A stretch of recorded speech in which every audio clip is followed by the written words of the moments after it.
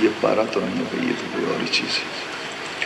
جی تو میں عرض کر رہا تھا کہ ایک دن تو انسان سوچے گا کہ یہ قرآن کس کے صدقے میں ہمیں ملا ہے۔ اور دوسری بات یہاں پہ میں عرض کر دوں کہ اگر یہ تصور کیے بیٹھا ہے کہ وہ صرف قرآن پاک کو مضبوطی کے ساتھ تھام کر اس پہ عمل کرنا شروع کر دے اور اسے منزل مقصود مل جائے گی۔ میں نے انٹرنیٹ پہ اس کا دعویٰ کیا، 40 ممالک میں لائیو میرا لیکچر جو تھا وہ نشر ہوا۔ میں نے اس میں یہ دعویٰ کیا کہ اگر کوئی شخص یہ تصور کرتا ہے کہ صرف قرآن اسے منزل تک پہنچا دے گا تو اس شخص کا دعویٰ باطل ہے۔ تنہا قرآن پاک منزل مقصود تک نہیں پہنچا سکتا ہے۔ ظاہر ہے آپ احباب نے بھی میری بات کو سنا، آپ کو بھی میری بات نے اپیل نہیں کیا ہوگا، آپ میں سے بھی کچھ احباب الجھن کا شکار ہوئے ہوں گے۔ تو یہاں میں عرض کرتا چلوں کہ حضور والا میرے اس دعوے کی دلیل یہ ہے کہ قرآن پاک منزل پہ نہیں پہنچا سکتا۔ کیسے؟ آپ قرآن پاک کا پہلا پارہ کھول لیجئے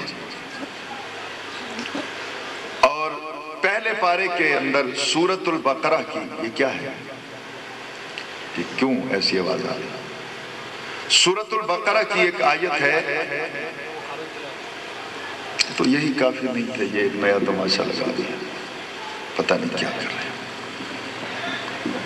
بچوں کا کھیل بنایا ہوگا۔ یہ اوپر سے ریت کی برسات ہو رہی ہے۔ جی تو قرآن مجید فرقان حمید کی یہ آیت جو ہے، جو نوجوان بیٹھے ہیں وہ ذرا غور کریں گے، اس لیے کہ میرے مخاطب صرف نوجوان ہوں گے۔ آپ ہمارا مستقبل ہیں، آپ ہمارا فیوچر ہیں۔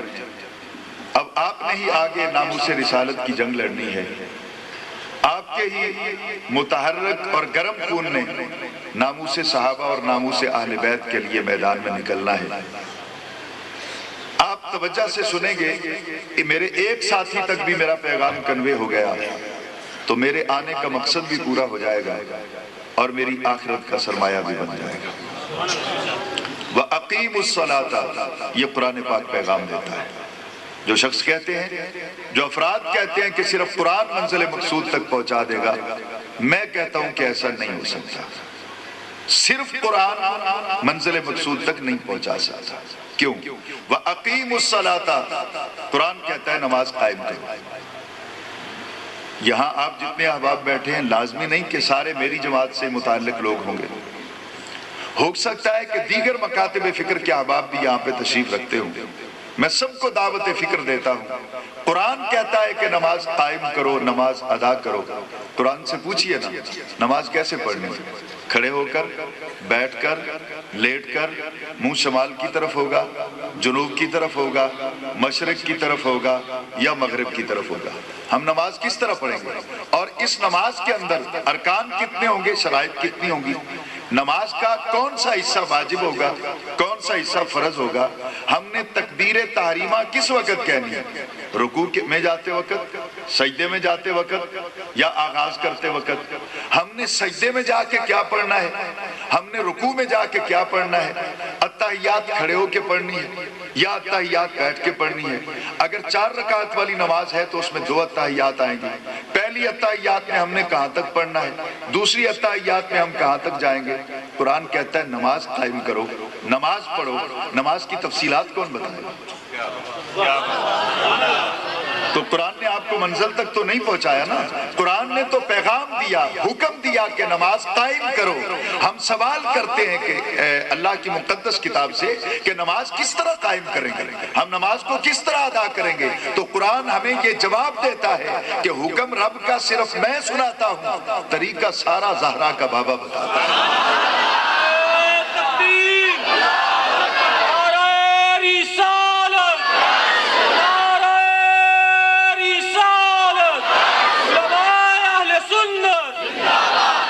طریقہ سارے کا سارا نبی دو عالم صلی اللہ علیہ وسلم بتاتے ہیں۔ اب اگلے حصے پہ آئیے، وَآتُوا الزَّكَاةَ، زکوٰۃ ادا کرو۔ یہ قرآن منزل پہ پہنچا دیتا ہے نا، وآتوا الزکات، زکات ادا کرو۔ اب زکات کی پرسنٹیج کیا ہوگی؟ اب 40 روپے میں سے 1 روپیہ دینا چاہتے ہیں، دکھائیے کس آیت میں لکھا ہے؟ 100 روپے کے بعد آپ 2.5 روپے دینا چاہتے ہیں، کس آیت میں لکھا ہے؟ 52.5 تولہ چاندی نصاب مقرر ہوئی، کس آیت میں ہے؟ 7.5 تولہ سونے کا نصاب مقرر کیا گیا، کس آیت میں ہے؟ گھوڑوں کی زکات کتنی آئے گی؟ بکریوں کی زکات کتنی آئے گی؟ اونٹوں کی زکات کیسے آئے گی؟ ایک آدمی 10 لاکھ کا بزنس کر رہا ہے، 4 لاکھ روپے کا مال اس کی دکان کے اندر ہے، 4 لاکھ اس نے ادھار پہ لیا ہوا ہے، 2 لاکھ اس نے ادھار پہ دیا ہوا ہے، زکات 4 لاکھ پہ آئے گی، 8 لاکھ پہ آئے گی، 10 لاکھ پہ آئے گی؟ یہ قرآن سے پوچھ لیجئے نا۔ تو قرآن یہاں بھی کہتا ہے کہ میں تو صرف حکم سنانے کے لیے آیا ہوں، اس کی باقاعدہ ڈیٹیل جو ہے، تفصیلات جو ہیں، وہ زہرا کے بابا سے جا کر پوچھو۔ آپ حج کو دیکھ لیجئے، قرآن صرف کہتا ہے کہ وَلِلَّهِ عَلَى النَّاسِ حِجُّ الْبَيْتِ مَنِ اسْتَطَاعَ إِلَيْهِ سَبِيلًا، ان لوگوں پر حج فرض ہے جو صاحب استطاعت ہے۔ صاحب استطاعت کون ہے؟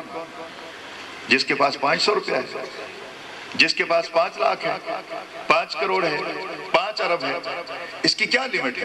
کون بتائے گا اس کے لیے؟ تو قرآن صرف کہتا ہے جو صاحب استطاعت ہے ان پہ حج فرض ہے۔ صاحب استطاعت کون ہے وہ کون بتائے گا؟ نبی دو عالم صلی اللہ علیہ وسلم۔ حضور ایسے میں اس وقت آپ کے سامنے بیٹھ کر آپ کی کوٹ کے اندر اس وقت بھی کم از کم 82 کے قریب دلائل پیش کر سکتا ہوں جو میرے ذہن میں اس وقت بھی مستحضر ہیں۔ علماء ذی وقار تشریف فرمائے ہیں، استاد محترم بھی موجود ہیں، میں 82 کے قریب دلائل پیش کر سکتا ہوں کہ آپ قرآن کو پڑھ کر ان پہ عمل نہیں کر سکتے ہیں جب تک در مصطفیٰ پہ آپ نہیں جائیں گے۔ تو اس سے یہ ثابت ہوتا ہے کہ صرف قرآن آپ کو منزل تک نہیں پہنچا سکتا، صرف دین آپ کو منزل تک نہیں پہنچا سکتا جب تک سرکار کے در کی نوکری نہیں کرو گے۔ قرآن اور رسول لازم و ملزوم ہے، دین اور رسول لازم و ملزوم ہے۔ آپ کہتے ہیں نا دین اسلام، دین کا معنی ہے طریقہ، یعنی اسلام کا طریقہ۔ اسلام کو تو نہ ہم نے چلتے ہوئے دیکھا، نہ ہم نے بیٹھے ہوئے دیکھا، نہ ہم نے گفتگو کرتے ہوئے دیکھا، نہ سفر میں دیکھا، نہ حضر میں دیکھا۔ اگر ہم اسلام کا چہرہ تکنا چاہتے ہیں تو اسلام الف سے لے کر یا تک A to Z پورے کا پورا اسلام زہرا کے بابا کی شکل میں نظر آتا ہے۔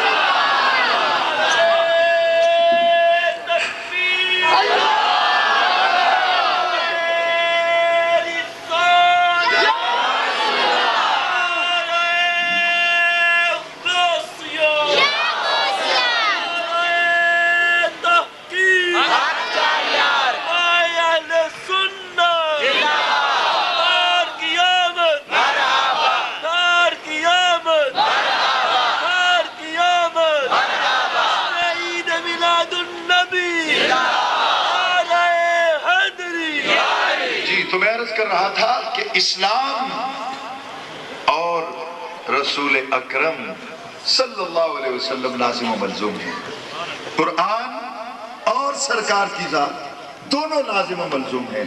قرآن سرکار کو چھوڑ کر سمجھ میں نہیں آ سکتا ہے۔ میں بات تو تھوڑی سی مشکل ہے میرے لیے، میں نالائق سا آدمی ہوں، آپ خود سمجھنے کی کوشش کیجئے گا۔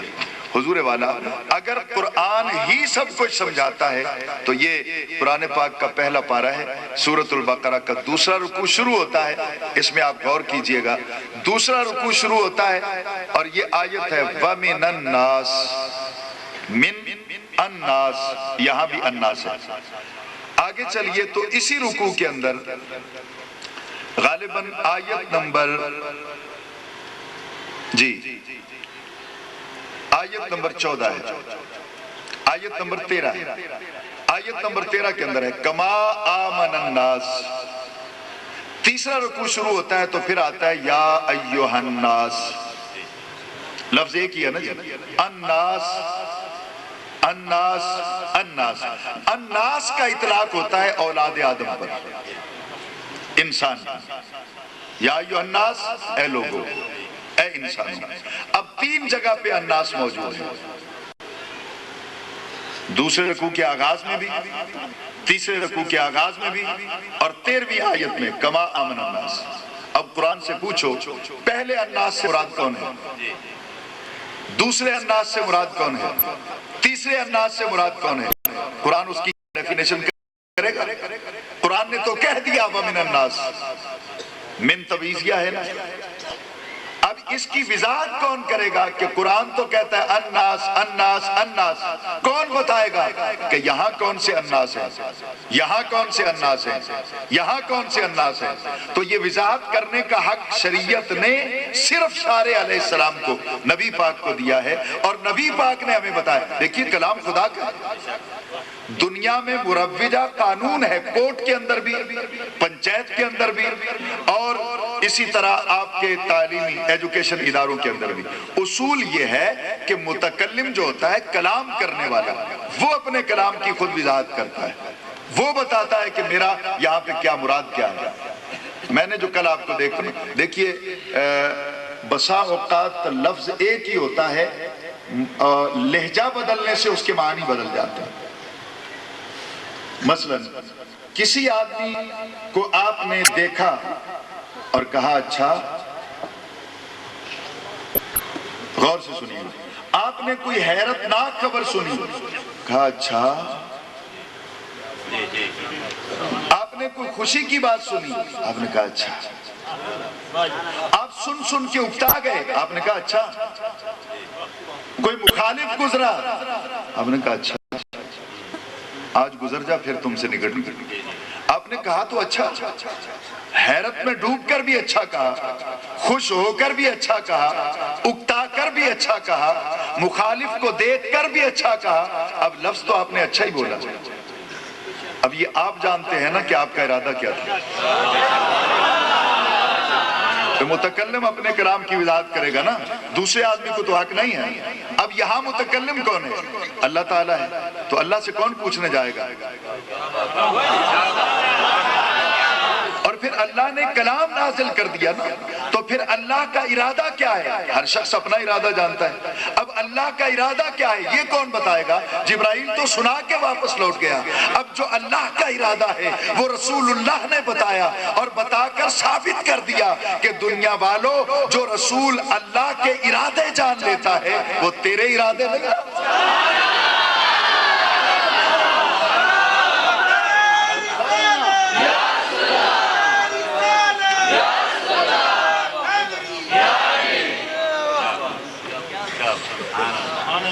بات سمجھ میں آ رہی ہے؟ تو یہاں سرکار نے بتایا کہ پہلا ناس جو ہے وہ منافقین کے لیے ہے۔ وَمِنْ النَّاسِ، لوگوں میں سے کچھ لوگ ایسے ہیں، من تویزی ایام، اور آگے ہے کما آمن الناس، وہ نبی کے صحابہ کے لیے، نبی کے صحابہ کے لیے، یعنی اللہ تعالیٰ نے خود ارشاد فرمایا کہ کما آمن الناس۔ ہر چیز کا ایک میرٹ ہوتا ہے نا۔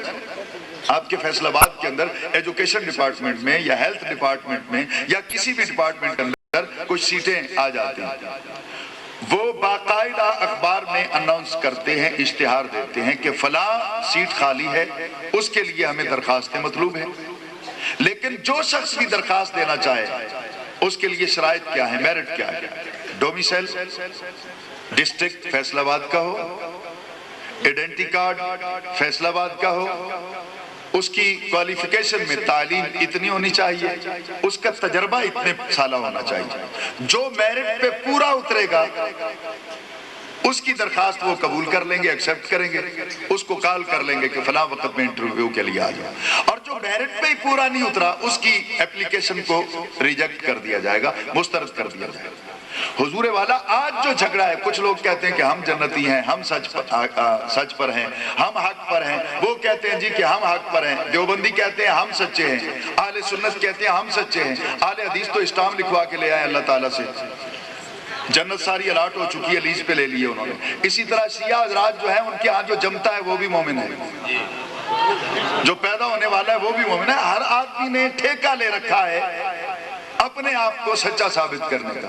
تو قرآن نے وہ اجارہ داری ختم کر دی ہے۔ قرآن کہتا ہے کہ اگر تم اپنے آپ کو ثابت کرنا چاہتے ہو کہ حق پر تم ہو، صحیح راستہ تمہارا ہے، تو کما آمن الناس، عقیدہ وہ رکھو جو صدیق اکبر کا تھا۔ عقیدہ وہ رکھو جو فاروق اعظم کا ہے، عقیدہ وہ رکھو جو عثمان غنی کا ہے، عقیدہ وہ رکھو جو مولا علی کا ہے۔ اس عقیدے پر، اس میرٹ پر جس کا عقیدہ آئے گا وہ سچا ہوگا، اس کو پھر سوچنے کی ضرورت نہیں، اس کو پریشان ہونے کی ضرورت نہیں۔ کتاب کا نام ہے تکریم المؤمنین۔ کیا نام ہے؟ اونچی آواز سے بول دیں۔ آپ نے لائٹنگ ایسی کر لی ہے کہ کیمروں کے پرے مجھے کچھ نہیں نظر آتا نا کہ پرے کیا ہے کیا نہیں، تو جو نظر آ رہے ہیں وہ بولتے رہیں، پچھلے آرام کر لیں گے تھوڑی دیر۔ اب ذرا غور کیجئے حضور والا، تکریم المؤمنین کتاب کا نام ہے اور اس کا مصنف ہے نواب سید صدیق حسن خان۔ نواب سید صدیق حسن بخاری گیلانی نقوی، یہ سید تو ہوتے تھے، یہ خان سید نئے آ گئے۔ آپ کا حوصلہ نہیں پڑے گا، آپ کہتے ہیں کہ آواز ہم تک آ جائے، میں دیکھتا ہوں کتنے تکڑے ہیں آپ کی رشتہ داریاں اب ڈاواں ڈول ہونے لگیں گی۔ اب ذرا غور کیجئے گا حضور والا، نواب سید صدیق حسن خان مسلکن اہل حدیث ہے، غیر مقلد ہے، اس نے اپنے قلم سے کتاب لکھی ہے۔ حوالہ اگر موجود نہ ہو، مجھے اور بات کرنے کی عادت نہیں ہے، ویڈیو بن رہی ہے، سینکڑوں کی تعداد میں یہاں نبی علیہ السلام کے دیوانے موجود ہیں، سب کے سامنے قرآن پہ ہاتھ رکھتا ہوں۔ اگر یہ حوالہ تکریم المؤمنین میں نہیں ہے اور اگر یہ نواب صدیق حسن خان بھوپالی نے اپنے قلم سے نہیں لکھا ہے، آپ ایک کال کریں گے میں سید زیادہ نہیں ہوں، اسی گاؤں کے چوک میں کھڑا ہو کر میں اپنا وعدہ نبھاؤں گا۔ کون سا؟ اگر حوالہ غلط دے رہا ہوں میرا قتل معاف ہوگا، میرے ورثائے فیار درج نہیں کرائیں گے، اور میں اگر حوالہ صحیح دے کے جاتا ہوں تو ہماری طرف منہ کر کے فتوے لگانے سے پہلے اپنے گھر کی خبر تو لو، عقیدہ میرا تو تیرے گھر میں بھی بول رہا ہے۔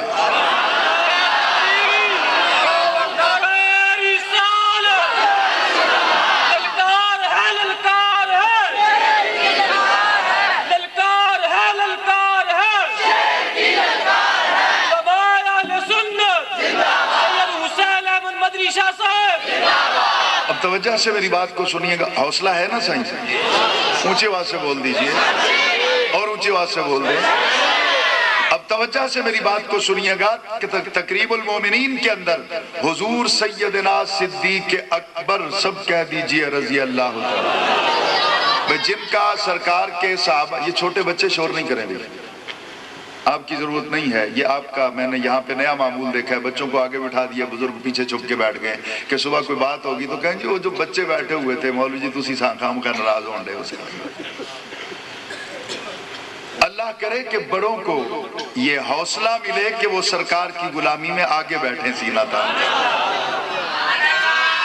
اب ذرا غور سے میری بات کو سنیے گا کہ تکریم المومنین کے اندر سیدنا صدیق اکبر رضی اللہ تعالی عنہ، آپ کے بارے میں سید صدیق حسن خان بھوپالی نے یہ واقعہ لکھا کہ اسلام لانے سے قبل، مسلمان ہونے سے پہلے صدیق اکبر ملک شام میں ایک بزنس مین کی حیثیت سے، تاجر کی حیثیت سے تجارت کے لیے چلے گئے۔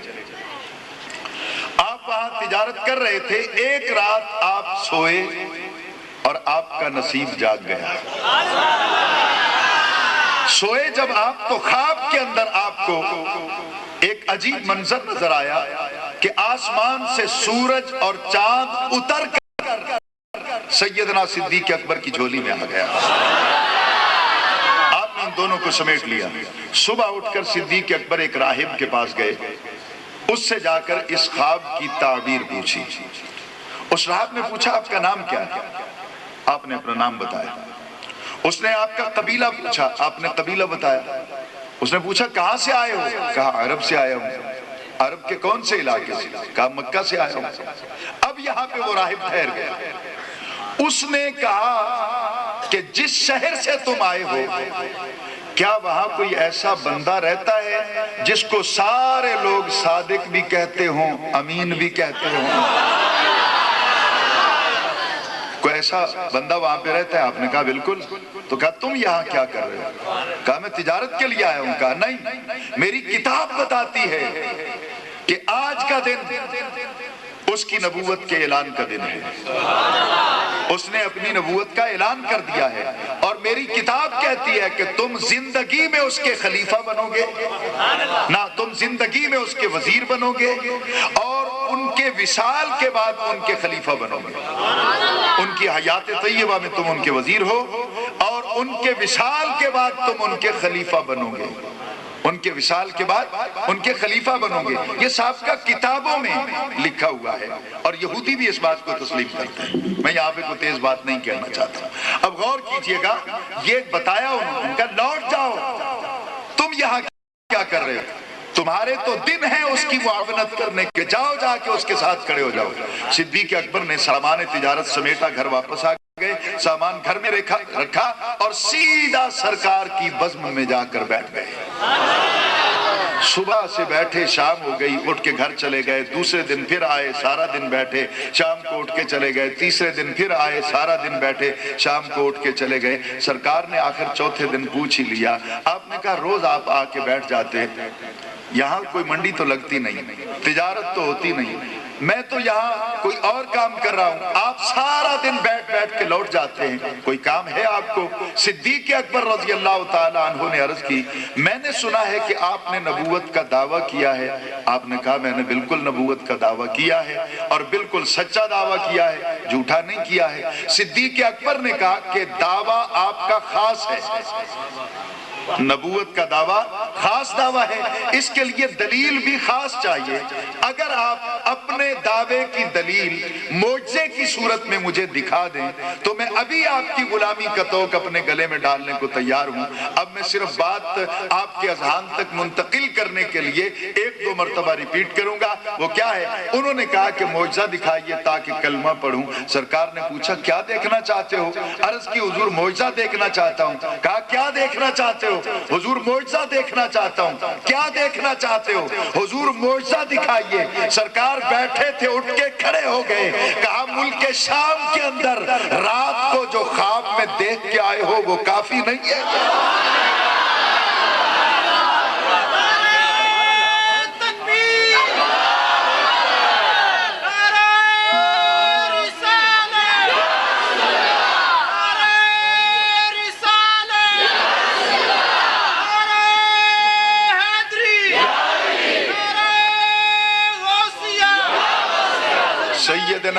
سیدنا صدیق اکبر رضی اللہ تعالی عنہ نے جب سرکار سے معجزہ طلب کیا، نعرہ لگائیں اچھی بات ہے لیکن اتنا نہیں کہ ایک گھنٹہ آپ نعرہ ہی لگاتے۔ اب ذرا غور کیجئے گا، سیدنا صدیق اکبر رضی اللہ تعالی عنہ نے جب یہ عرض کی تو سرکار نے کہا کہ ملک شام میں رات کو سوتے ہوئے جو خواب میں دیکھ آئے ہو وہ معجزہ کافی نہیں۔ ملک شام کہاں، پھر نیند میں خواب، مدینے والا مکہ میں، صدیق اکبر شام میں، وہ خواب میں دیکھ رہے ہیں، جاگتے ہوئے نہیں، کسی بازار کے اندر نہیں، کسی مارکیٹ کے اندر نہیں، بلکہ خواب کے اندر۔ اور خواب کی ایسی کیفیت ہوتی ہے کہ ساتھ لیٹا ہوا آدمی بھی کسی کے خواب کو دیکھ نہیں سکتا، کسی کے خواب کو سمجھ نہیں سکتا۔ اور سرکار نے سیدنا صدیق اکبر کے خواب کا ذکر جو انہوں نے شام میں دیکھا تھا مکہ میں بیٹھ کے کیا۔ یہ علم غیب نہیں تو اور کیا ہے؟ صدیق اکبر نے اس پہ کوئی اعتراض کیا ہو؟ آج تک کسی نے اس پہ آبجیکشن کیا ہو؟ وہ روایت پڑھو، میں غلامی کرنے کو تیار ہوں۔ اگر کسی کا اعتراض نہیں ہے تو پھر صدیق کا عقیدہ کیوں نہیں قبول کرتے؟ صحابہ کی محبت کے دعوے کرتے ہو۔ کتنی مساجد کو بموں سے تم نے اڑا دیا، کتنی امام بارگاہوں میں خون بہا دیا، کتنی ماؤں کی گود اجاڑ دی، کتنی بہنوں کا سہاگ لٹ گیا، کتنی بیٹیوں کا فیوچر تم نے تاریک کیا۔ میرے وطن عزیز کے 2 دہائیاں خون میں ڈوبی ہوئی ہیں، تاریخ خون سے رنگین ہو چکی ہے۔ یہ کون سا اسلام ہے جس کو تم لوگوں کے سامنے پیش کر رہے ہو؟ آؤ یہاں پر دیکھو، جن صحابہ کے ساتھ محبتوں کے دعوے تم کرتے ہو ان کا عقیدہ ہم رکھتے ہیں۔ اونچے آواز سے بولنے ذرا، ان کا عقیدہ ہم رکھتے ہیں۔ سیدنا صدیق اکبر نے سرکار کے علم غیب کو سنا، سن کر مانا، بغیر اعتراض کے اٹھ کر کلمہ پڑھ لیا، جس سے یہ ثابت ہو گیا کہ علم غیب کو ماننے والا کوئی اور نہیں، नबी का सहाबी होता है।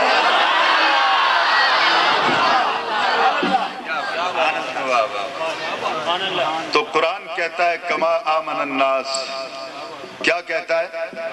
कमा आमनन्नास, कमा आमनन्नास। कुरान कहता है कि ईमान उस तरह लेके आओ जिस तरह सिद्दीक अकबर लेके आए थे। मशहूर एक वाकया अर्ज करूं, मैंने तो उस आयत पे चलना है, मेरी आदत नहीं कि आउटसाइड पे चला जाऊं और आयत को छोड़ दूंगा। उस आयत पे मैंने बात करनी है। क्या ख्याल है, ऐसा बेहतर नहीं कि रात भी अपनी है बात भी अपनी है? मेरे लिए तो कोई परेशानी नहीं, मैंने तो रोजाना अगर कोई ना भी बुलाए किसी जलसे पे तो इदारे में तो 8 घंटे लेक्चर देना होता है अपने क्लासरूम के अंदर। तो आज इंशाअल्लाह जितनी देर मेरा साईं चाहेगा, मैं तो ज़हरा के बाबा का नौकर हूँ, तो नौकर की तो कोई हैसियत नहीं होती कि वो कोई बात करे। उलमाए अहले सुन्नत के कदमों की खाक के जर्रों में से किसी एक जर्रे के बराबर भी नहीं हूँ। अभी तो हम चल रहे हैं, इंशाअल्लाह रात भीगती चलेगी, बात बढ़ती चलेगी, फिर हम देखेंगे सरकार के इश्क के नज़ारे भी और आका सल्लल्लाहु अलैहि वसल्लम की मोहब्बत का ज़ौक़, वो सारी बातें आगे आएंगी। अभी तो मैं वो प्लाट अपना बना रहा हूँ जिस पे मैंने गुफ्तगू करनी है और आगे चलना है। अब हुज़ूर गौर कीजिएगा, सिर्फ एक बात, सिद्दीक़ अकबर ने कहा था कि मेरा जनाजा सरकार के दरवाजे पे ले जाना। मुझे आवाज़ से बोलिए, किसको कहा था? बरेलवियों को? भाई ये है चलो मान जाएंगे, ये चले जाएंगे, किसी और पढ़े लिखे को कह दिया वो नहीं मानेगा। हजरत सिद्दीक़ अकबर ने फारूक आजम को बुला के कहा था, मौला अली को बुला के कहा था, और सिद्दीक़ अकबर का जनाजा था, किसी थर्ड पर्सन का, आम आदमी का जनाजा नहीं, अमीरुल मोमिनीन का जनाजा। 12,000 सहाबा के नाम मैं इस वक्त सुनाने को तैयार जो सिद्दीक़ अकबर की नमाज जनाजा में शरीक थे। ऑन दी रिकॉर्ड मैं धारवी शरीफ की शरह लिख रहा हूँ, मैं उसके साथ ज़मीने के अंदर इन 12,000 सहाबाए किराम के हालात ज़िंदगी साथ अवाम की कोर्ट में, उलमा की कोर्ट में पेश करूंगा। 12,000 जय्यद सहाबाए किराम सिद्दीक़ अकबर की नमाज जनाजा में शरीक हैं। अब हुजूर आपके यहाँ कब्रिस्तान तो हो गई, आप अगर किसी जगह जनाजा पढ़ के कब्रिस्तान की बजाय किसी और तरफ जनाजे को लेके चलें तो लोग आपसे पूछेंगे नहीं कब्रिस्तान तो इधर है, तुम उधर क्यों जा रहे हो? फिर आप लोगों को बताएंगे नहीं कि भाई इसलिए ले जा रहे हैं कि हमने यहाँ दफन नहीं करना, हमने पहले वहां लेके जाना है। तो सिद्दीक़ अकबर का जनाजा जब उठा, नमाज जनाजा पढ़े जाने के बाद तो जन्नतुल बकी की बजाय दूसरे बाजार में से निकला। लोगों ने पूछा तो होगा जनाजा किधर लेके जा रहे हो? फारूक आजम ने बताया कि सिद्दीक़ अकबर की वसीयत है कि दफन करने से पहले मेरी चारपाई, मेरा जनाजा, मेरी मैयत मेरे मुर्शिद के दर पे रखना और सरकार से पूछना कि या रसूल अल्लाह आपका गुलाम हाजिर है, कहां दफन किया जाए?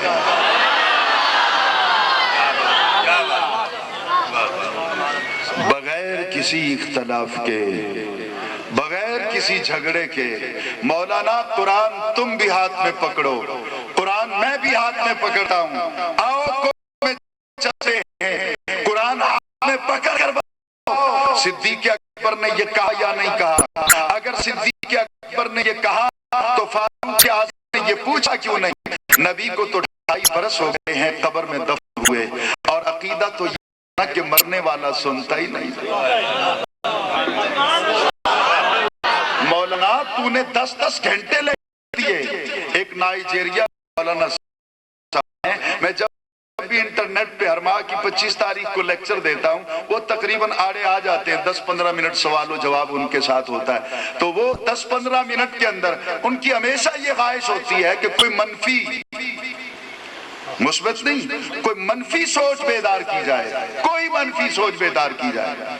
अभी अपना इससे पिछले में हो रही थी अज़ाब कब्र पर, तो उन्होंने कहा कि अज़ाब कब्र, मैं बात कर रहा था लेक्चर में कि अज़ाब कब्र बिल्कुल दुरुस्त है, सवालात कब्र बिल्कुल दुरुस्त है, कब्र का हिसाब बिल्कुल सच है, हक है। लेकिन मैं ये कहता हूं कि मेरा अकीदा है कि हिसाब उनसे होगा جو رسول کے غلام نہیں ہیں، جو نبی کے غلام نہیں، ان سے حساب ہوگا۔ تو اس کے جواب میں پتہ ہے مولانا صاحب نے کیا خوبصورت گل کھلائے؟ وہ کہنے لگے جی کہ قبر نے تو خاتون جنت کو مخاطب کر کے کہہ دیا تھا کہ اے فاطمہ بنت محمد صلی اللہ تعالی علیہ وسلم، اے فاطمہ، اس نے نام اس طرح لیا۔ میرا دل بڑا دکھا کہ اس طرح تو کوئی بہن کا نام بھی نہیں لیتا۔ تو خاتون جنت کا نام لے، تو سیدہ کائنات کہہ لے، تو خاتون جنت کہہ لے، تو نبی کی پیاری بیٹی کہہ لے، تو نبی علیہ السلام کے گلشن کی حسین کلی کہہ لے، کوئی اچھے طریقے سے نام لے، لیکن اس کا ادب سے تعلق ہی نہیں تھا۔ اس نے نام لے کر کہا کہ قبر نے پکار کے کہا کہ اے محمد کی بیٹی، اگر تیرے عمل اچھے ہوئے تو ٹھیک، نہیں تو مان نہ کرنا کہ تو نبی کی بیٹی ہے، میں نے تجھے چھوڑنا نہیں، تیری بھی ہڈیاں ٹوٹ جائیں گی، تیرے لیے بھی عذاب کے دروازے کھل جائیں گے۔ میں نے مولوی صاحب سے پوچھا راوی کا نام تو لو، انہوں نے ایک راوی کا نام لیا۔ میں نے کہا مولانا جھگڑا نہیں کرتے، پتہ نہیں کتنے لوگ انٹرنیٹ پہ اور بھی سن رہے ہوں گے، کتنے لوگوں نے اپنا آن کر رکھا ہوگا، مجھے صرف اتنا بتا دو تم، صرف اتنا کہ جس راوی نے یہ روایت بیان کی ہے، کیا وہ خاتون جنت کی نماز جنازہ میں شریک تھا؟ آپ کے بس کی بات نہیں ہے نا، آپ شعر سن کے راضی ہونے والی قوم ہے سارے۔ اب ذرا غور کیجئے گا، کیا وہ راوی خاتون جنت کی نماز جنازہ میں تھا؟ آپ کے لیے دو کے لیے بات کر رہا ہوں، کیا وہ راوی وہاں پہ موجود تھا؟ کہنے لگا نہیں۔ وہ قبر پہ موجود تھا؟ نہیں۔ وہ قبر پہ بھی موجود نہیں، وہ جنازے میں بھی موجود نہیں۔ اس نے کہاں سے سن لیا کہ قبر نے اس طرح کہا ہے؟ اس کے پاس کیا دلیل ہے کہ قبر نے اس طرح پکار کے کہا؟ اور میں نے کہا مولوی سن، اگر میں مان لوں کہ قبر نے اس طرح کہا خاتون جنت کو، تو مشکل میں تیری قوم پھنس جائے گی۔ پوچھنے لگا کیسے؟ میں نے کہا قبر نے پکارا خاتون جنت کو، اور خاتون جنت مر چکی تھی، مرنے کے بعد تو کوئی سن نہیں سکتا، قبر نے پکارا کس کو؟ مرنے کے بعد تو کوئی سن نہیں سکتا، قبر نے پکارا کس کو؟ اور اگر سن لیتی ہے خاتون جنت تو اپنے عقیدے کا علاج کر۔ بیٹی سن لیتی ہے، بابا سلام نہیں سنتے۔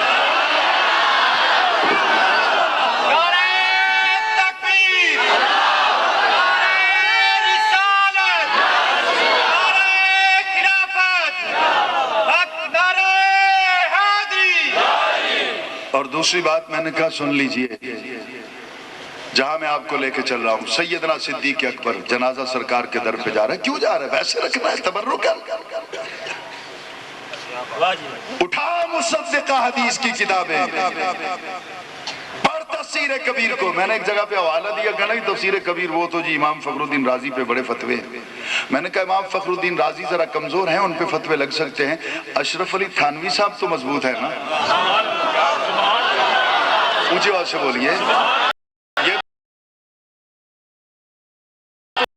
اپنے گھر کے ہیں نا، اشرف علی تھانوی صاحب کے ہاتھ سے رقم کی ہوئی کتاب اٹھا نصر الدین، نہ اٹھا جمال الاولیاء، یہی حوالہ جمال الاولیاء میں اشرف علی تھانوی صاحب نے اپنے قلم سے لکھا۔ وہ کہتے ہیں کہ در مصطفیٰ پہ جنازہ رکھ دیا گیا، مولا علی اور فاروق اعظم دروازے پہ چلے گئے، دروازہ بند تھا، کنڈا لگا ہوا تھا، تالا لگا ہوا تھا، یہ دونوں وہاں جا کے کھڑے ہو گئے۔ انہوں نے کیا کیا؟ چپ کر کے کھڑے ہو گئے، ہاتھ یہاں باندھے، ہاتھ یہاں باندھے، نماز پڑھنے کے لیے نہیں، سلام پڑھنے کے لیے۔ اگر انہوں نے کھڑے ہو کے اس دن وہاں سلام نہیں پڑھا تو یہ قرآن پہ ہاتھ رکھ کے کہتا ہوں میرا قتل معاف ہے۔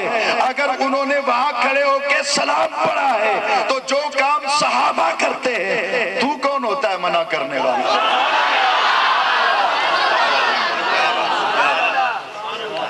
حضرت صدیق اکبر اور فاروق اعظم دونوں کھڑے ہو گئے اور کیا کیا؟ السلام علیک یا رسول اللہ، السلام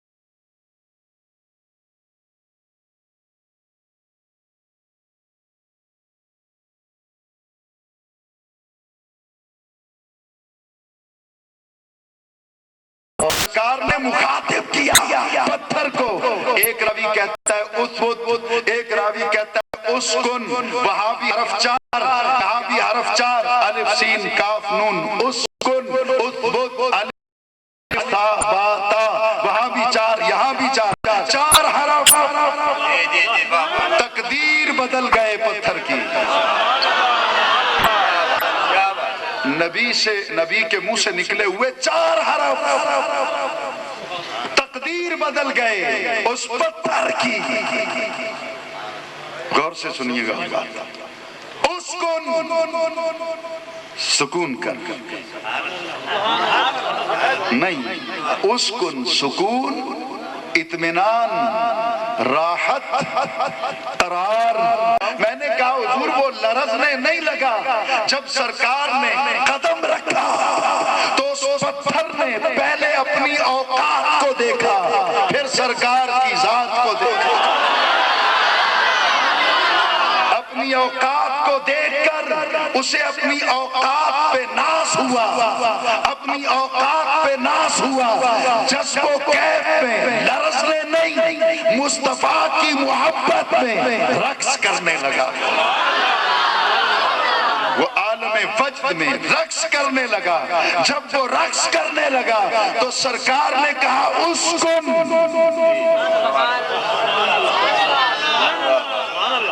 امام بخاری اس روایت کو مکرر لائے ہیں 3 مرتبہ 4 مرتبہ، یہ مکررات بخاری میں شامل ہے۔ میرے پاس گاڑی میں بکس موجود ہیں سہا کی، ابھی آپ کہیں میں اٹھوا لیتا ہوں بخاری شریف، میں اس کی سند بھی پڑھتا ہوں، میں اس کا متن بھی پڑھتا ہوں۔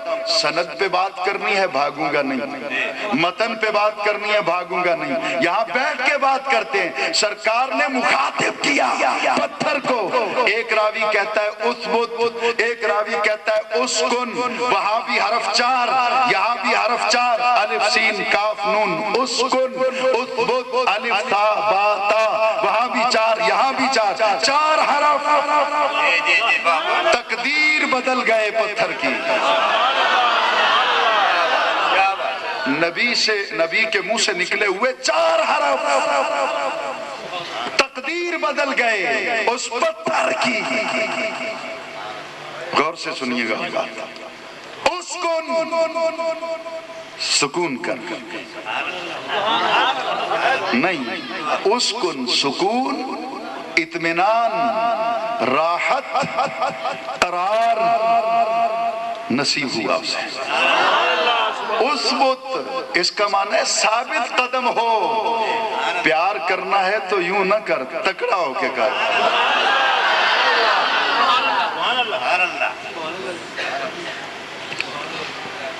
ہوا کیا، کس طرح تقدیر بدل گئی؟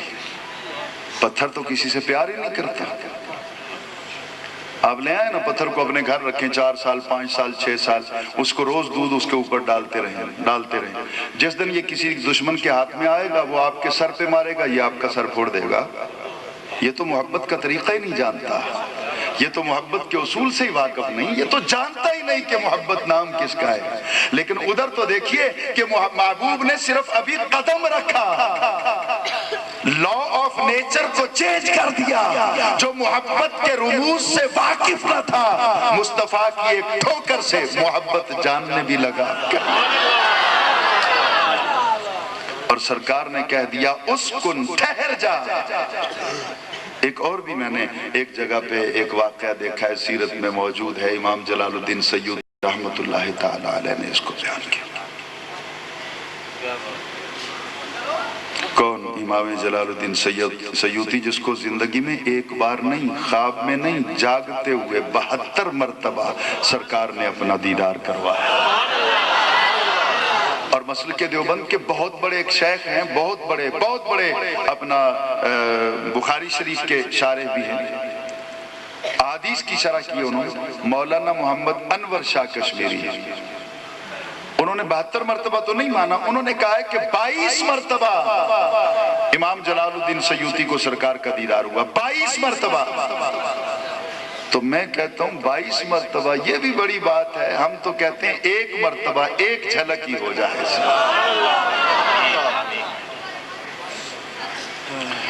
यूं ही तो नहीं हम सरकार के दीवाने हुए फिरते, हमने देखा है कि यहाँ पत्थर भी प्यार करने को सर झुका देता है। शेर पढ़ता तो नहीं हूं, लेकिन चूंकि चिश्ती हूं तो अपने स्टडी रूम में तन्हा बैठता हूं तो कभी कभी पढ़ता हूं। एक नात मुझे बड़ी अच्छी लगी, उसने मैंने बहुत सुना, रातों को बैठ के सुना, दिन को सुना। हम दरे आका पे सर अपना झुका देते हैं, हम दरे आका पे सर अपना झुका लेते हैं। जो झुकाने वाले बैठे हैं वो बोले मेरे साथ, सब मिलकर नबी अलैहिस्सलाम का मिलाद पढ़ेंगे ना। हम दरे आका पे सर अपना झुका लेते हैं, सच बता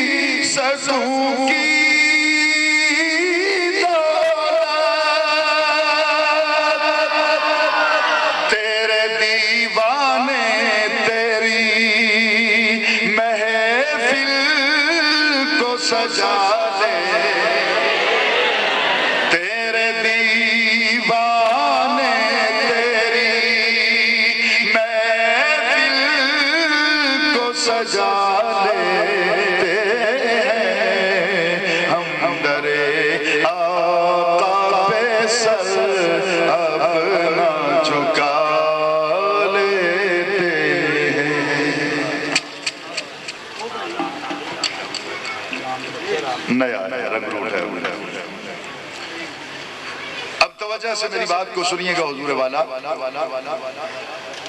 कि मैंने सीरत की किताबों में हजरत एक दरख्त का वाकया पढ़ा। हुजूर आप बहुत पीछे हैं, मुझे मजा नहीं, आपको देख के शायद मुझे अल्लाह ताला को इल्म की दौलत देता रहे। आप थक तो नहीं गए ना? मैंने अभी उस आयत को टच नहीं किया ना, वातसिमू बिहब्लिल्लाह, अभी तकरीर मैंने बाकी करनी है। अभी तो मैं आपको जगा रहा हूँ, थोड़े आप बेदार हो जाए ना, आपका ज़ौक़ मेरे साथ मिल जाए ना, तो इंशाअल्लाह फिर शिकवा नहीं करेंगे पीछे वाले की आवाज़ नहीं आ रही, फिर जहाँ नहीं आएगी वहाँ मैं खुद आ जाऊँगा। अब हुजूर तवज्जो से मेरी बात को सुनिएगा कि मैंने सीरत की किताबों में एक ऐसे दरख्त का वाकया पढ़ा, अल्लाहु अकबर। एक तो वो दरख्त है जिसको सरकार ने बुलाया ना, एक दरख्त का तना वो भी है जिससे सरकार ने टेक लगाई। ये वाकया तो आपने सुना है, मैं वाकया अर्ज नहीं करूंगा, और मैं ये भी दावा नहीं कर सकता कि मैं कोई फ्रेश पॉइंट आउट करूंगा। बहरहाल जो मैंने समझा मेरे लिए फ्रेश है। सरकार जब उसके साथ टेक लगा के चंद दिन आपने उसको नवाजा, फिर आप मिंबर पे चले गए। उस्ताजुल उलमा तशरीफ रखते हैं, ये मिंबर एक खातून ने बनवा के भेजा था सरकार के लिए।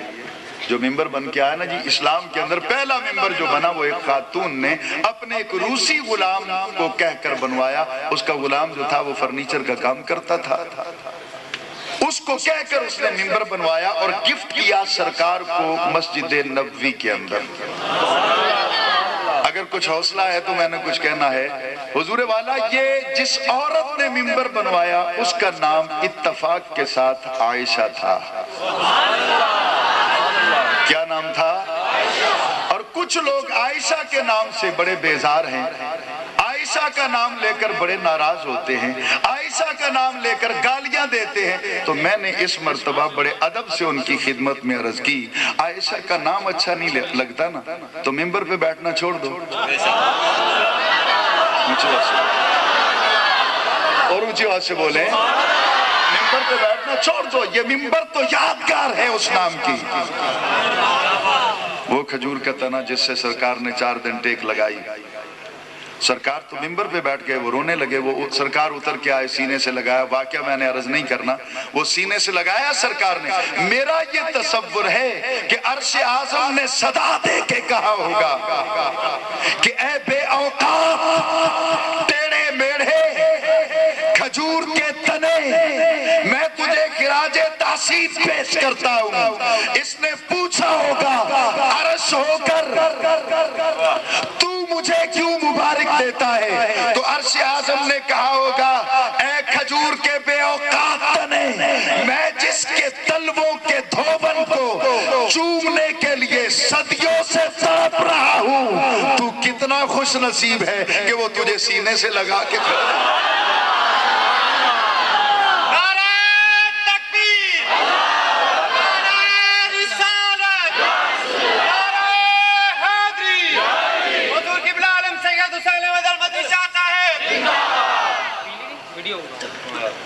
اب 2 باتیں ہیں۔ سرکار نے پوچھا یہاں لگا دوں؟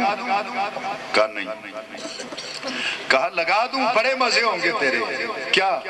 کہا میں ہاتھ سے لگاؤں گا، قیامت تک تجھ پہ خزاں نہیں آئے گی۔ آج پھل لگے گا، قیامت تک میری ساری امت کھاتی رہے، تیرا پھل ختم نہیں ہوگا۔ اس نے کہا حضور میں نے دیکھ لی ہے دنیا، میں نے نہیں رہنا یہاں۔ مجھے وہاں سے بول دیں، میں نے دیکھ لی ہے دنیا، نہیں رہنا یہاں۔ کہاں جاؤ گے؟ کہا جنت میں۔ سرکار نے پوچھا جنت میں جانا چاہتے ہو؟ جی حضور۔ میں مولانا یہاں پوچھتا ہوں آپ سے، نبی اگر کچھ کر ہی نہیں سکتا پوچھتا کیوں ہے؟ نہیں سمجھے میری بات، اس کے اختیار میں ہی کچھ نہیں ہے، پوچھتا کس لیے ہے؟ تو پوچھتا وہی ہے جس کے اختیار میں ہوتا ہے۔ کہا تجھے جنت میں پہنچا دوں؟ اس نے بھی کہا جی پہنچا دیجئے۔ اب جنت کی لوکیشن کیا ہے؟ سورۃ النجم اٹھائیے، آیت نمبر 14-15 ہے، عند سدرۃ المنتہا عندہا جنت المأویٰ۔ سدرۃ المنتہا کے قرب و جوار میں جنت ہے۔ تو سرکار کہتے ٹھیک ہے تو نے جنت میں جانا ہے، جبرائیل امین آ جاتے ہیں، میں اس کے کاندھوں پہ رکھوا دوں گا، وہ تجھے لے جائے گا جنت میں۔ لیکن ایسا ہوا نہیں، جنت میں جانا ہے۔ سرکار ہٹ گئے، صحابہ سے کہا یہاں گڑھا کھود کے اس کو دفن کر دو۔ صدیق اکبر گڑھا کھودنے والوں میں شامل، فاروق اعظم شامل، عثمان غنی شامل، مولا علی شامل، حضرت بلال شامل، طلحہ و زبیر شامل، سلمان فارسی شامل، اسی طرح ابو ذر غفاری شامل، بڑے بڑے جلیل القدر صحابہ نے گڑھا کھودا، اس کو دفن کیا۔ ایک نے بھی نہیں کہا حضور یہ جنت میں جانا چاہتا ہے، آپ اس کو نیچے زمین میں دفن کرتے ہیں، جنت تو کہیں بہت اونچی ہے سدرہ کے پاس، آپ نے اس کو یہاں دفن کیا۔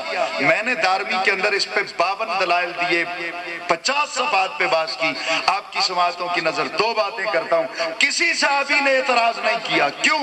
اس لیے کہ صحابہ کا عقیدہ یہ تھا کہ جنت مصطفیٰ کی جاگیر ہے، چاہے تو وہاں دے دیں چاہے تو یہاں دے دیں۔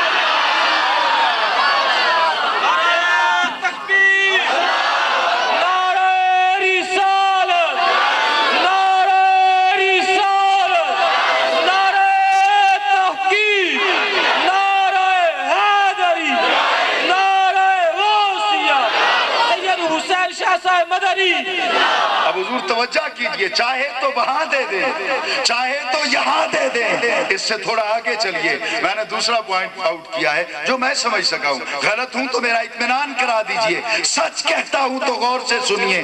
قدموں کے نیچے دفن کروایا، اتنی اونچی جنت اور قدموں کے نیچے دفن کروا کے میرے آقا نے پریکٹیکل ثابت کر دیا کہ جنت چاہے جتنی اونچی کیوں نہ ہو جائے رہے گی مصطفیٰ کے قدموں کے نیچے۔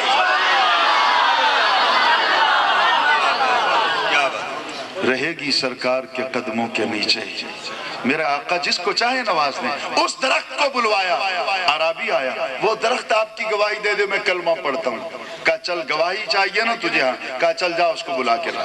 وہ حیران ہو گیا کہ جی درخت تو چلتے نہیں ہیں۔ آپ نے کہا جا کے اس کو میرا پیغام دے، دیکھتا ہوں کیسے نہیں چلتے۔ عربی आराबी सोचता गया, मैंने तो बड़ा तीर मारा था कि वो बोले, उसने बोलना नहीं था, मैंने कलमा नहीं पढ़ना था, और ज़हरा का बाबा कहते हैं कि बुला के ला, ये कैसे हो सकता है। आराबी गया, दरख्त दाएं हिला, बाएं हिला, आगे गया, पीछे हिला, जमीन का सीना चीरता हुआ सरकार की बारगाह में हाजिर हो गया। ये तो हैं रावी के अल्फाज, मैं इसको किस तरह समझता हूँ। दरख्त दाएं बाएं आगे पीछे हिला नहीं। जब सरकार का पैगाम पहुंचा होगा, उसने वादी में चारों तरफ घूम फिर के नजर दौड़ा के देखा होगा, बड़े बड़े कद वाले खड़े होंगे, बड़े बड़े हुस्नो जमाल वाले खड़े होंगे, बड़े बड़े फूलों से लदे खड़े होंगे, बड़े बड़े फल वाले दरख्त होंगे। उसने अपनी औकात को देखा होगा और फिर सरकार की जात को देखते हुए कि मुझे बुलाया, नबूवत की गवाही के लिए मुझे बुलाया, बड़े बड़े तो घर बैठे रहे, मुझे बुला लिया, मुझे सरकार ने नवाज दिया। तो सरकार की नवाज को देखकर, सरकार के करम नवाजी को देखकर उसे अपनी किस्मत पे रश्क आया। वो दाएं बाएं हिला नहीं, रसूल की मोहब्बत में झूमने लगा, वो मोहब्बत रसूल में रक्स करने लगा, दाएं बाएं आगे पीछे रक्स करता रहा। अब अगली बात सुनिए, जैसे ही वो रसूल की मोहब्बत में दीवाना हो गया ना, तो बिरादरी नाराज होने लगी। बिरादरी क्या है दरख्त की? उसकी जड़ें। पहले एक जड़ टूट गई, फिर दूसरी टूट गई, आपकी मोहब्बतों को सलाम करता हूँ, फिर तीसरी टूट गई, फिर चौथी। वो रक्स करता रहा, वो दीवाना रहा, पक्का रहा। मुर्शिद दे दरवाजे होते ते लाए मुहकम जो का नित नित ना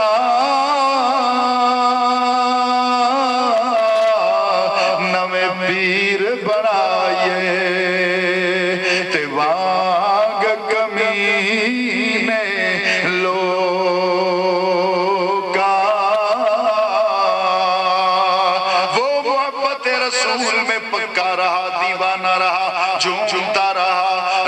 करता रहा, कैफो सुरूर में डूबा रहा। बिरादरी का एक घर छूट गया, दूसरा छूट गया, तीसरा छूट गया, चौथा छूट गया, सारी जड़ें टूट गई, सारे रिश्ते छूट गए, सबने ताने दिए। अच्छा भला था, जिस दिन से रसूल का गुलाम हुआ है, ये कैसा बदल गया है, इसको रिश्ता कौन देगा, इसको अपने घर कौन बिठाएगा। चेहरे पे इसने दाढ़ी रख ली है, सर पे इसने अमामा बांध दिया है, सारे एक एक करके टूटने लगे, लेकिन वो मोहब्बत में पक्का रहा और उसने ये ऐलान कर दिया, सबको छोड़ के गुजारा हो सकता है, ज़हरा तेरे बाबा को छोड़ के गुजारा।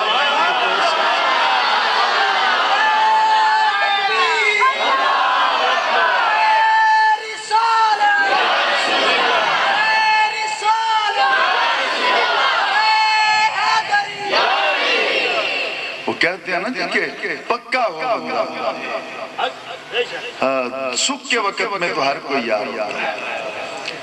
ऐसा खुशियां मौजा अंदर ते हर कोई यार कहाँ दा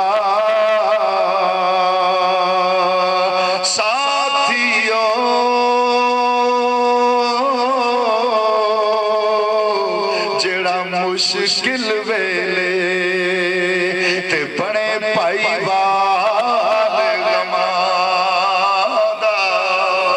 हुजूर वाला वो झूमता रहा, सारी जड़ें टूट गई।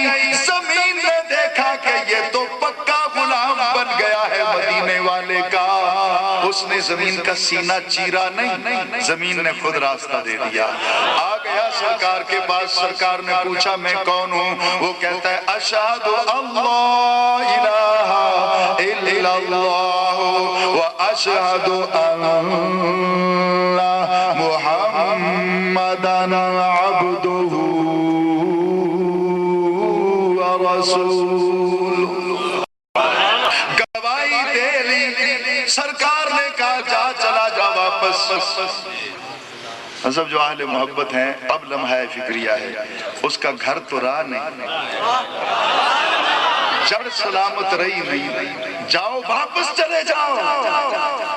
اس نے بھی سوچا مر جاؤں گا، سوکھ جاؤں گا، چولہے میں جا کے جل جاؤں گا، پر مرشد تیرا شکوہ نہیں کروں گا۔ کہا لوٹ جا، تو لوٹ گیا۔ یہ سوچتا تو صحیح، حضور کہاں جاؤں لوٹ کے، میری تو جڑی کوئی نہیں رہی، پر اسے پتا تھا نبی نے کہہ دیا ہے اب میں چلا جاؤں گا۔ وہ آیا، وہاں آ کے ٹھہر گیا، اس کی جڑیں نہیں تھی، پھر بھی 200 سال تک ہرا بھرا اسی طرح۔ ہم بہت دور نکل آئے بات کرتے کرتے کہ عقیدہ وہ رکھو جو صحابہ کا عقیدہ ہے۔ تو میں عرض کر رہا تھا کہ قرآن کی تشریحات کرنے کا پہلا حق صرف زہرا کے بابا کو ہے۔ وَاعْتَصِمُوا بِحَبْلِ اللَّهِ جَمِيعًا، مل کر مضبوطی کے ساتھ نبی کا دامن تھام لو۔ اور قرآن کہتا ہے وَلَا تَفَرَّقُوا، فرقہ بندی نہ کرنا، آپس میں اختلاف نہ کرنا، انتشار اور فتنہ و فساد کی صورت نہ پیدا کرنا۔ دیکھیے سردیاں آتی ہیں، ہم گرم لباس پہنتے ہیں، مائیں کہتی ہیں بیٹے اپنے کان لپیٹ کے رکھنا، اپنے ناک کے آگے بھی گرم کپڑا رکھنا، ٹھنڈی ہوا لگے گی انفلوئنزا کی شکایت ہو جائے گی، زکام ہو جائے گا، کھانسی لگے گی، ملیریا ہو جائے گا۔ ایسا ہوتا ہے۔ گرمیاں آتی ہیں، دوپہر کو تپتی ہوئی لو میں نکلتے ہیں تو سیانے کہتے ہیں سر پہ کپڑا رکھو، ہوا گرم لگ جائے گی اور اس کے ساتھ بھی تمہیں بخار ہو سکتا ہے۔ انسان حفاظتی تدابیر کرتا ہے کہ بیماریوں سے بچ جائے، لیکن اگر بیماری لگ جائے تو پھر انسان گھر نہیں بیٹھا رہتا، پھر علاج کرواتا ہے۔ کرواتا ہے۔ شفا کون دیتا ہے؟ اونچی آواز سے بولو۔ رازق کون ہے ہمارا؟ جن کو اللہ رزق دیتا ہے وہ بولیں، باقی تکلیف نہ کریں جی۔ ہمارا رازق کون ہے؟ تو حضور اللہ تعالیٰ رازق ہے، ہم مسلمان ہیں، ہمارا عقیدہ بھی پکا ہے، ہمارا ایمان بھی پکا ہے۔ جب رازق وہ ہے اللہ، ہمارا رازق ہے، تو پھر ہم کھیت میں ہل کیوں چلاتے ہیں؟ مزدور ٹوکری کیوں اٹھاتا ہے؟ ملازم ملازمت کیوں کرتا ہے؟ اور بزنس مین اپنا سرمایہ انویسٹ کر کے کیوں کاروبار کرتا ہے؟ اسے کیا ضرورت ہے؟ وہ رازق ہے، وہ ویسے کیوں نہیں دیتا؟ ویسے کیسے دے گا؟ اس کا طریقہ یہ ہے، وہ تو ویسے نہیں دیتا۔ بنی اسرائیل کو منو سلوا نہیں دیا، وہ زیادہ پیارے تھے، ہمارے ساتھ پیار نہیں، ان کو اللہ تعالیٰ دے سکتا ہے منو سلوا؟ میں نے منو سلوا پہ بہت ریسرچ کی، بہت تحقیق۔ وہ پرندہ ایک چھوٹا سا من، جیسے شبنم نہیں پڑتی رات کو، اس طرح پرندہ ہے۔ ہوا چلتی ہے، بٹیرے جتنا پرندہ ہے، ہوا چلتی ہے، یہ پرندہ خود اڑتا ہوا ان کے گھروں میں آ جاتا ہے۔ جب وہ پکڑتے ہیں تو بھاگتا نہیں، جب وہ ذبح کرتے ہیں تو تڑپتا نہیں، جان نہیں چھڑاتا۔ میں نے اس کو کئی بار پڑھایا، آخر میری سمجھ میں پتہ ہے کیا بات آئی؟ اس پرندے نے یہ پیغام دیا، اس نے کہا ہم خود چل کے آئیں گے گرفتار ہونے کو، ہم خود لیٹ جائیں گے ذبح ہونے کو، ہم بھاگیں گے نہیں، تڑپیں گے نہیں۔ کیوں؟ کہا تم رسول کی بولتے رہو، ہم جانے خود دینے کے لیے آیا۔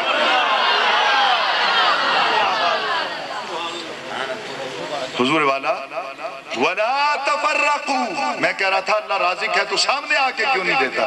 اس کی ایک وجہ ہے، مجھے ضرورت پڑے میں آپ کے پاس آؤں، ہاتھ پھیلاؤں، آپ میری مدد کریں، تو جو دینے والا ہے نا، جب وہ کسی کی مدد کر دیتا ہے تو لینے والا ساری زندگی اس کے سامنے شرمندہ ہو جاتا ہے۔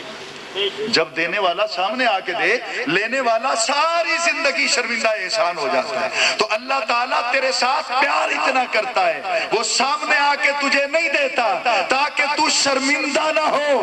میں کہتا ہوں مولوی میرا تو پکا عقیدہ ہے، جو اس دنیا میں شرمندہ نہیں کرتا وہ قبر میں بھی شرمندہ نہیں کرے گا، وہ حشر میں بھی شرمندہ نہیں کرے گا۔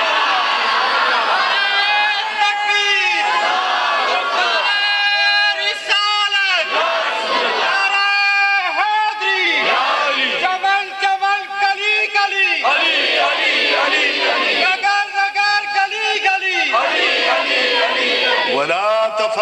افتراق انتشار کی صورت پیدا نہ کرنا، اور اگر ہو جائے تو پھر آرام سے بیٹھ جائیں گے؟ کہا نہیں، اگر تم فرقہ بندی کی لعنت کو ختم کرنا چاہتے ہو، فساد اور فتنہ کو ختم کرنا چاہتے ہو، یا اللہ کیا کریں؟ تو پڑھو آگے آئے، آگے ہے وَاذْكُرُوا نِعْمَةَ اللَّهِ عَلَيْكُمْ، اس فساد کو مٹانا چاہتے ہو تو ذکر کرو۔ اذکر نہیں ہے یہاں پہ، اذکرو ہے یہاں پہ، مل کر محفل سجا کے اجتماعی طور پر محفل کی صورت میں مل جل کر ذکر کرو، کس کا؟ نعمت اللہ علیکم، اللہ کی اس نعمت کا جو اس نے تمہیں عطا کی۔ کس نعمت کا؟ یہ سورج بھی تو اللہ کی نعمت ہے، اس کا ذکر کریں فساد ختم ہو جائے گا۔ چاند کا ذکر کر لیں فساد ختم ہو جائے گا۔ آسمان کا ذکر کریں فساد ختم ہو جائے گا۔ میرے بھائی جو مرض ہے نا اس کے مطابق میڈیسن لوگے۔ بھی آپ کو ہارٹ کی تکلیف ہے اور آپ میڈیسن لے رہے ہیں گھٹنے کی تکلیف کی، آپ کو کڈنی کا پرابلم ہے اور آپ میڈیسن لے رہے ہیں کسی آئی سرجن سے جا کر آنکھوں کا، تو آپ کا مرض تو اسی طرح رہے گا، وہ تو ختم نہیں ہو سکتا۔ تو فساد کے مرض کو ختم کرنے کے لیے یا اللہ تیری کس نعمت کا ذکر کریں؟ تو قرآن آگے بتاتا ہے اذ کنتم اعداء، میری اس نعمت کا ذکر کرو جس کے آنے سے پہلے تم سب ایک دوسرے کے دشمن تھے۔ یہ پرائمری پڑھنے والا طالب علم اس سے آگے پھر مڈل میں جاتا ہے، میٹرک میں جاتا ہے، ایف اے میں جائے گا، وہ بی اے میں جائے گا، ایم اے میں جائے گا، آگے جائے گا، حضور والا اس کو پرائمری سے اوس و خزرج کا واقعہ پڑھنے کو ملے گا۔ یہ خطہ عرب کے وہ دو قبیلے ہیں جو 100 سال تک لڑتے رہے۔ کتنی ماؤں کی گود اجڑی، دھرتی کا سینہ خون سے رنگین ہوتا رہا۔ قرآن کہتا ہے اذ کنتم اعداء، اس نعمت کے آنے سے پہلے تم دشمن تھے نا، فألف بین قلوبکم، اس نعمت نے آ کر تمہارے دلوں کی بنجر زمینوں میں محبتوں کے گلاب پیدا کر دیے۔ اس نعمت کا ذکر کرو۔ فأصبحتم بنعمتہ اخوانا، فَأَصْبَحْتُمْ اخوانا نہیں، فَأَصْبَحْتُمْ بِنِعْمَتِهِ، با بھی موجود ہے، ہی بھی موجود ہے، نعمت کے آگے پیچھے، ما قبل اور ما بعد، بِنِعْمَتِهِ، اللہ نے تم کو بھائی بنایا، بھائی بھائی بنایا اللہ نے، مگر بنایا بِنِعْمَتِهِ، اس نعمت کے وسیلے کے ساتھ۔ تو ثابت ہوا آج بھی وہی بھائی بھائی ہیں جو اس نعمت کو وسیلہ مانتے ہیں، جو اس نعمت کو وسیلہ نہیں مانتے وہ بھائی بھائی نہیں ہیں، ان سے کوئی اتحاد نہیں ہے۔ اتحاد صرف ان کے ساتھ ہے جو اللہ کی نعمت عظمیٰ زہرا کے بابا محمد الرسول اللہ صلی اللہ علیہ وسلم کو اپنا وسیلہ جانتے ہیں۔ میرے آقا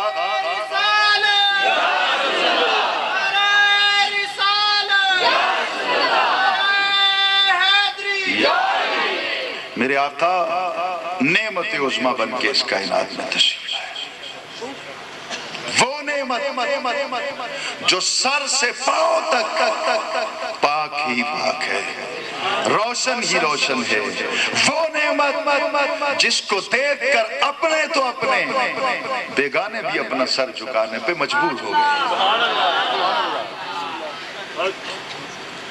اس نعمت کو وسیلے سے اللہ نے تم کو بھائی بھائی بنا دیا۔ وسیلے کی بات یہاں پہ کروں، آپ کے جسم کے اندر یہ جو بلڈ گردش کرتا ہے، یہ جو خون چلتا ہے، متحرک ہے، جس کو آپ کا ہارٹ پمپ کرتا ہے، یہ اس کو اپنا وصول بھی کرتا ہے اور آگے پھر سپلائی بھی کرتا ہے، یہ آپ کا ہارٹ جو ہے یہ سر۔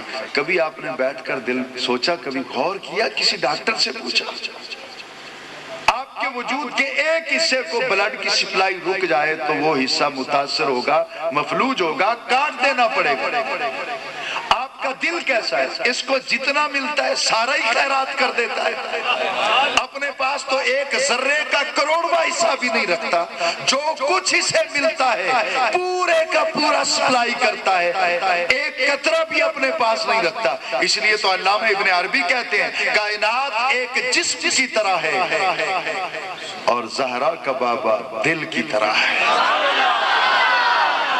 اور اللہ تعالیٰ دماغ کی مانند ہے۔ دماغ اس کائنات کے جسم کا اللہ ہے، اس کائنات کے جسم کا دل محمد مصطفیٰ ہے۔ جو کچھ وہاں سے ملتا ہے دل کو یہ پورا پورا سپلائی کر دیتا ہے، جو کچھ اللہ دیتا ہے زہرا کے بابا کو یہ گھر نہیں رکھتے، سارا امت میں تقسیم کرتے۔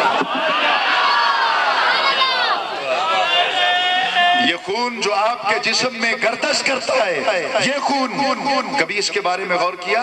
یہ بالکل حرام ہے۔ انما حرم علیکم المیتۃ والدم، یہ حرام ہے خون، لیکن آپ محفل میں آئے ہیں تو مسجد میں جائیں گے تو ساتھ لے جائیں گے، بیت اللہ میں جائیں گے تو ساتھ جائے گا، روضہ پاک پہ جائیں گے تو ساتھ جائے گا، میں نے قرآن پہ ہاتھ رکھا تو وہ بھی ساتھ ہے حرام، وہ بھی ساتھ گیا نا، ہر جگہ پہ گیا۔ حضور تھوڑا سا کٹ لگ گیا، کچھ اس میں سے نکل کے باہر آ گیا، اس نے آپ کا وسیلہ چھوڑ دیا۔ شریعت کہتی ہے اسے صاف کرو، وہ کپڑا بھی پھینک دو باہر جس کو یہ بلڈ لگا ہوا ہے۔ تو یا اللہ یہ وجہ کیا ہے؟ اسلام سے پوچھا وجہ کیا ہے، علماء سے پوچھا وجہ کیا ہے، وہ کہتے ہیں جب تک تیرا وسیلہ رہا حرام ہو کر بھی اسے رب نے باہر نہیں نکالا۔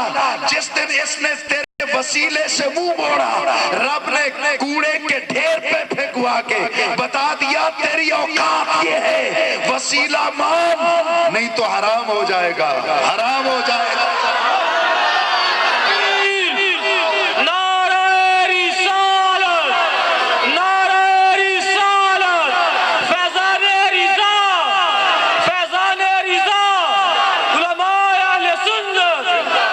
حضور والا یہ خون کی بات ہے، ایک دن میرے آقا صلی اللہ علیہ وسلم نے پچھنے لگوائے اہل محبت کے لیے، خون مبارک پیالے میں ہے، صحابی کو کہا جاؤ جا کے پھینک آؤ، وہ صحابی گیا، اب قاضی دل نے آواز دی تو کیسا چاہنے والا ہے، تو کیسا مرید ہے، تو کیسا غلام ہے، کیسا جانثار ہے، اپنے ہاتھوں سے اپنے آقا کے خون کو زمین میں دفن کرے گا، کسی کا پاؤں آ جائے گا، بے ادبی ہو جائے گی، کیسی غلامی ہے تیری۔ اس کے قاضی دل نے سزا دی، وہ سوچنے لگا کہاں کروں، جہاں بھی دفن کروں گا تو کسی نہ کسی آ جائے گا، کوئی جانور اوپر گزرے گا تو پھر کیا، یہ تو محبت کی توہین ہو جائے گی، یہ تو وفا کی توہین ہو جائے گی۔ اس نے پکڑا پیالہ، میں بالکل سٹریٹ بات کرنے کا عادی ہوں، گولیاں کھا چکا ہوں، جیل جا چکا ہوں، آپ میری ہسٹری سے شاید واقف نہیں، آپ کے پاس پہلی مرتبہ آیا ہوں، میں سٹریٹ بات کرنے کا عادی ہوں، اس لیے مجھے پتا ہے کہ میں نے نوکری صرف ایک کی کرنی، میں یہاں بھی سٹریٹ بات کروں گا اس پر۔ اس نے پیالہ پکڑا، پینے لگا، پینے والی چیز کے بارے میں نبی کا حکم ہے کہ بسم اللہ پڑھو تو پیو، اونچی آواز سے بولیے بسم اللہ پڑھو تو پیو۔ اگر صحابی اسے حرام سمجھتا ہے تو پی نہیں سکتا، اگر پینے کے لائق سمجھتا ہے تو اس نے بسم اللہ پڑھی ہوگی۔ تو مولانا اتنا بتا دو، خون تو حرام ہے، شراب پینے سے پہلے کوئی بسم اللہ پڑھے، بھنگ پینے سے پہلے کوئی بسم اللہ پڑھے، چرس پینے سے پہلے کوئی بسم اللہ پڑھے، حرام چیز پینے سے پہلے کوئی بسم اللہ پڑھے، وہ مطلقاً کافر ہے، کافر ہو جاتا ہے۔ یہ خون جو پیالے میں ہے اگر حرام ہے، صحابی بسم اللہ پڑھ کے پی رہا ہے، مولوی 14 صدیوں میں تیری کتنی نسلیں گزر گئی، جرت ہے تو لگا فتویٰ صحابی۔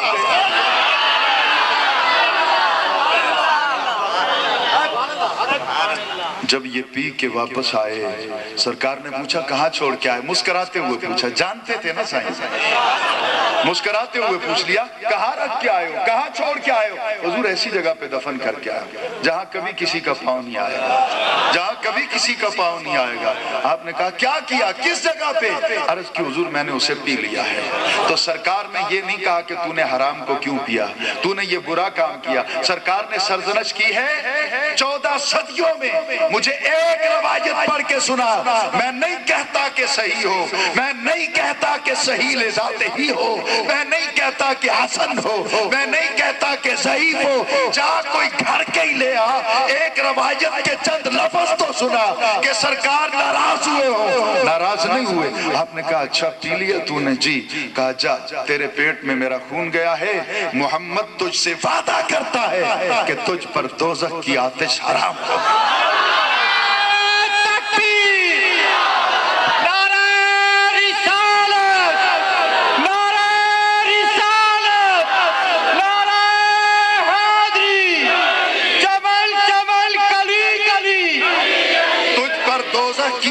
حرام ہو گئی اس لیے کہ تیرے بطن کے اندر, پیٹ کے اندر محمد کا خون چلا گیا, خون کا چلا گیا, خون کے چند ذرے تیرے پیٹ میں گئے, تجھ پر آتش دوزخ حرام ہے. تیار ہو کے بیٹھیے گا.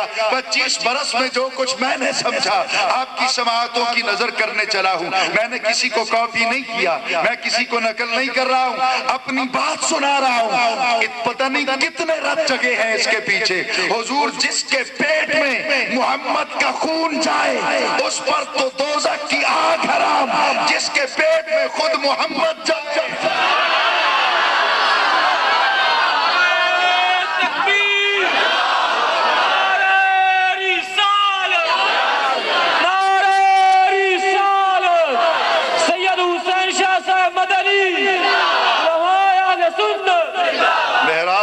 کا وارث کہتا ہے کہ نبی پاک کے والدین کافر تھے. میں آپ سے سوال کرتا ہوں, آپ مجھ سے پیار کرتے ہیں, حضرت علامہ بیٹھے ان سے پیار کرتے ہیں, یہ آپ میں سے کسی کی ماں پہ الزام لگا دیں, میں آپ کی ماں کو گالی دے دوں, سرے محفل میں آپ کی ماں کو کافرہ کہہ دوں, آپ میرے پیچھے نماز پڑھیں گے؟ اونچی آواز سے تو بولیں. جو غیرت مند اولاد بیٹھی ہے ماؤں کی وہ بولے, باقی نہ بولیں. پڑھیں گے میرے پیچھے نماز؟ ہاتھ چومیں گے میرے؟ آپ میرے ساتھ پیار کریں گے, احترام کریں گے؟ کیوں؟ اس لیے کہ میں نے آپ کی ماں کو برا بھلا کہا تو آپ کی ماں بڑی عزت دار ہے نا. جس کو کوئی ایک مرتبہ برا کہہ دے اس کے پیچھے آپ کی نماز نہیں ہوتی. جو محمد کی ماں کو کافرہ کہتا ہے بڑے مزے سے اس کے پیچھے نماز پڑھتے ہو اور پھر بھی اپنے آپ کو غیرت مند سنی مسلمان کہلواتے ہو. میں چیلنج کرتا ہوں قرآن پہ ہاتھ رکھ کر, بڑے مناظرے ہو گئے مسجدوں میں, مکانوں میں, گھروں میں, کورٹ میں آ جاؤ, اپلیکیشن دائر کرو کورٹ کے اندر, جج کرے گا فیصلہ. میرا سوال یہ ہے, حضرت آدم سے لے کر آج تک ایک کافر دکھا دو جس کا نام عبداللہ ہو, ایک کافرہ دکھا دو جس کا نام آمنہ ہو. یہ تو تاریخ ثابت کرتی ہے جو کافر ہو عبداللہ نہیں ہوتا, جو عبداللہ ہو کافر.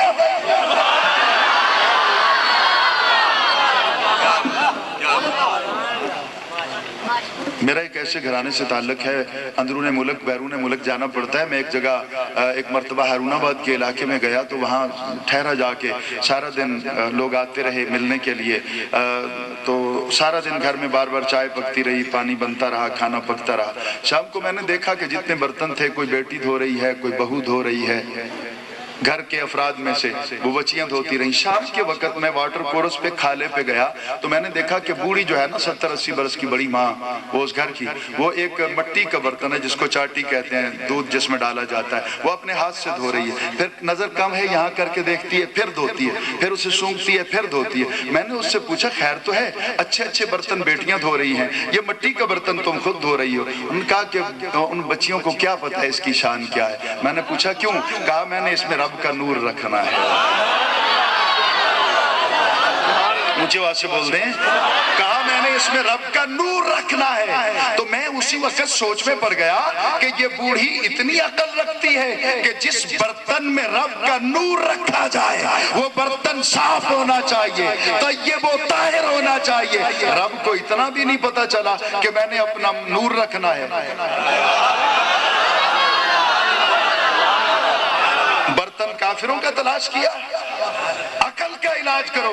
اس پہ ایک اور بات, حضرت علامہ بھی تشریف رکھتے ہیں, باقی آپ بھی پڑھے لکھے لوگ بیٹھے ہیں. اس مرتبہ عجیب الجھن میں ہوں میں. نبی کی ماں کہتی ہیں کہ جب سرکار میرے پیٹ میں آئے مجھے خبر ہی نہیں ہوئی۔ آپ نے بھی اکثر سنا ہوگا، میں نے بھی سنا، میں نے بھی پڑھا، میں نے بھی سنایا، لوگوں نے سن کے سبحان اللہ کہہ دیا، لیکن اس سال میں عجیب الجھن میں ہوں۔ نبی علیہ السلام اپنی ماں کے پیٹ میں آئے، ان کو خبر ہی نہیں ہوئی۔ چلو یہ تو ٹھیک ہے کہ بوجھ محسوس نہیں ہوا، طبیعت میں کوئی خلل واقع نہیں ہوا، کوئی کہہ نہیں آئی، کوئی پریشانی نہیں ہوئی، لیکن یہ نہیں ہو سکتا کہ ماں کو پتہ نہ چلے کہ میں حاملہ ہو گئی ہوں۔ کیوں؟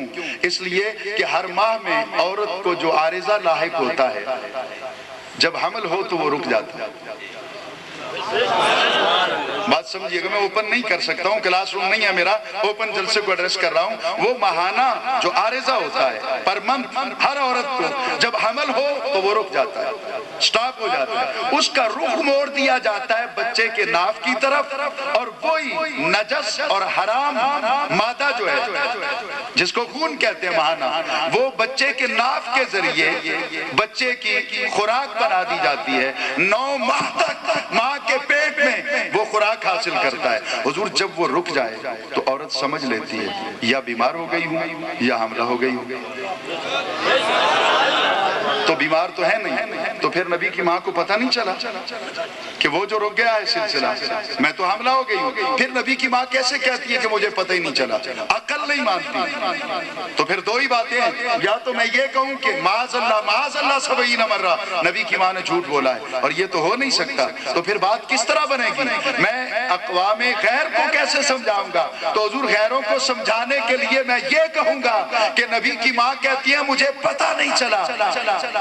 پتہ چلنے کا یہ سبب تھا، ایک یا بوجھ محسوس ہوتا یا ماہانہ عارضہ رکتا، پھر پتہ چلتا نا۔ تو نبی کی ماں کو پتہ نہیں چلا، بوجھ محسوس نہیں ہوا۔